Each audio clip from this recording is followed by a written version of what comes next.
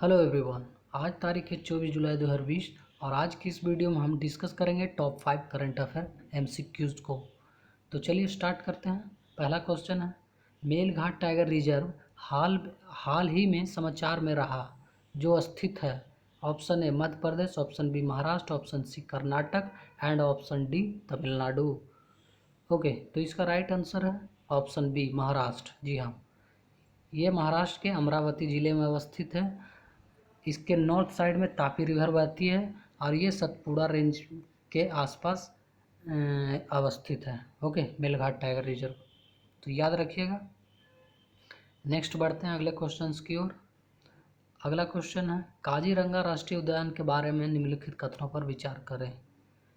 Statement number 1, Kaziranga national park दुनिया के 90% महान यानी कि great one rhino great one horn rhinos की मेज़बानी करता है, यानी कि 90% ग्रेट एक सींग वाले गेंडों की मेज़बानी करता है। मतलब काजीरंगा नेशनल पार्क जो है उसमें संभवतः गेंडों की संख्या 90% है पूरे दुनिया के मुकाबले तुलना में। तो क्या ऐसा है? नेक्स्ट स्टेटमेंट, काजीरंगा को एविफैनल प्रजातियों एविफॉनल स्पीसीज के संरक्षण के लिए वर्ल्ड लाइफ इंटरनेशनल द्वारा एक महत्वपूर्ण पक्षी क्षेत्र के रूप में मान्यता प्राप्त है। ओके, यानी कि वर्ल्ड लाइफ इंटरनेशनल द्वारा यह एक इम्पोर्टेंट वर्ल्ड लाइफ का मान्यता मिला हुआ है। नेक्स्ट, यह यूनेस्को द्वारा विश्व विरासत स्थल के रूप में घोषित किया गया है। आपको बतलाने उपरोक्त में से कौन सा कथन सही है। Option A 1 2, option B 2 3, option C 1 3, option D 1 2 and 3। So इसका राइट आंसर है option B, only 2 and 3 are right. First is गलत। ओके, देखते हैं। तो पहला गलत इसलिए है क्योंकि 90% नहीं है, ठीक है। मात्र काजीरंगा जो है पूरे दुनिया का 2/3% मेजबानी करता है, यानी कि होस्ट करता है, ठीक है।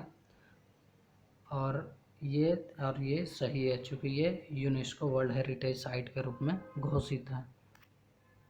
थोड़ी बहुत और फैक्ट देख लेते हैं। आप देख पा रहे होंगे ये मैप में, यह है काजीरंगा और इसके नॉर्दर्न साइड यानी नॉर्थ साइड से ब्रह्मपुत्रा रिवर बह रही है, ब्रह्मपुत्रा नदी बह रही है, ठीक है। और इसके साउथ में जो है यहाँ पे कर्बी एंगलोंग है, ठीक है। कर्बी एंगलोंग पहाड़ी है, ये इसके साउथ में है, ठीक है। तो नॉर्थ में ब्रह्मपुत्र नदी, साउथ में कर्बी एंगलोंग, और ये होस्ट करता है 2/3 ग्रेट वन हॉर्न राइनोसोरस को। ओके, याद रहेगा आपको। एक बार मैं जूम कर देता हूँ तो आप देख पा रहे होंगे यहाँ पे अवस्थित है। तो बढ़ते हैं, और ये जो है असम में है। बढ़ते हैं हम अगले क्वेश्चंस की ओर।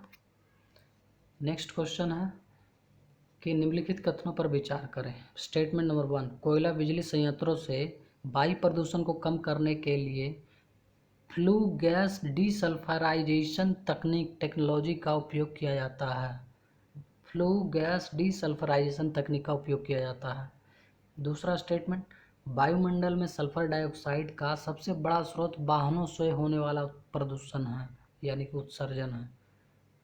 सो इसका राइट आंसर है ऑप्शन ए। जी हाँ, कोयला बिजली संयंत्रों से वायु प्रदूषण को कम करने के लिए फ्लू गैस डीसल्फराइजेशन तकनीक का उपयोग किया जाता है, ये सही है, ठीक है। हम फ्लू गैस डीसल्फराइजेशन तकनीक का उपयोग कर हम प्रदूषण को कम कर सकते हैं, ठीक है।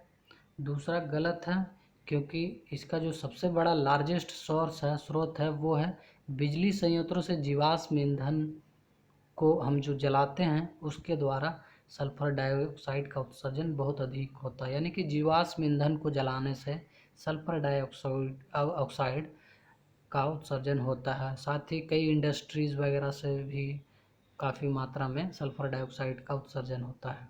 ओके, तो ये न्यूज़ में इसलिए रिसेंट में रहा है क्योंकि भारत जो है सल्फर डाइऑक्साइड का उत्सर्जन में टॉप में रहा है, यानी कि पूरे दुनिया में सबसे अधिक अगर कहीं सल्फर डाइऑक्साइड का उत्सर्जन होता है तो वो भारत है। लगभग 15% योगदान है भारत का SO2 उत्सर्जन में। ओके, तो इसका राइट आंसर है फर्स्ट, यानी कि केवल 1 सही है, दूसरा गलत है। बढ़ते हैं हम अगले क्वेश्चन की ओर। नेक्स्ट क्वेश्चन है, भारत और अमेरिका के बीच हाल हाल की आभासी बैठक में, यानी कि वर्चुअल मीटिंग में, ठीक है, रिसेंट में इंडिया और अमेरिका के बीच वर्चुअल मीटिंग हुआ। उस बैठक में CCUS टेक्नोलॉजी एक्ट यानी अधिनियम को गति देने में भारत की भागीदारी के बारे में बातचीत हुई थी। यह अधिनियम संबंधित है किससे? ऑप्शन ए पहला, दूसरा, तीसरा, चौथा, ठीक है, आपको बतलानी कौन सा सही है, उपरोक्त में से कौन सा कथन सही है। तो इसका जो राइट आंसर है ऑप्शन सी है, ठीक है। तो कार्बन कैप्चर और उपयोग और भंडारण, ठीक है, कार्बन कैप्चर, उपयोग और भंडारण, carbon capture, utilisation and storage, इसी को कहते हैं CCUS। ओके, सो इसका राइट आंसर है 3, कार्बन कैप्चर, उपयोग और भंडारण के लिए रिसेंट में भारत और अमेरिका के बीच एक वर्चुअल मीटिंग हुई थी, जिसमें इंडिया को एज ए पार्टनरशिप बातचीत हुआ है। ओके, तो इससे रिलेटेड ज़्यादा कुछ है नहीं, बस इतना ही आपको जाननी है। बढ़ते हैं हम अगले क्वेश्चंस की ओर। नेक्स्ट क्वेश्चन है, निम्नलिखित में से कौन से बेसिक देशों के सदस्य हैं? ओके, BASIC बेसिक देशों के सदस्य, ऑप्शन आपको बतलानी है, ब्राज़ील, ऑस्ट्रेलिया, दक्षिण अफ्रीका, इंडोनेशिया, चीन। उपरोक्त में से कौन सा कथन सही है? ऑप्शन ए केवल 1 2 3 5, ऑप्शन बी केवल 1 3 4 5, option C 1 3 5, option D 1 2 3 4 5। Okay, इसका राइट आंसर है ऑप्शन सी। जी हाँ, आप आई देख के कंफ्यूज हो रहे हों कि आई बोले तो इंडोनेशिया, लेकिन ऐसा नहीं है, आई मतलब इंडिया है।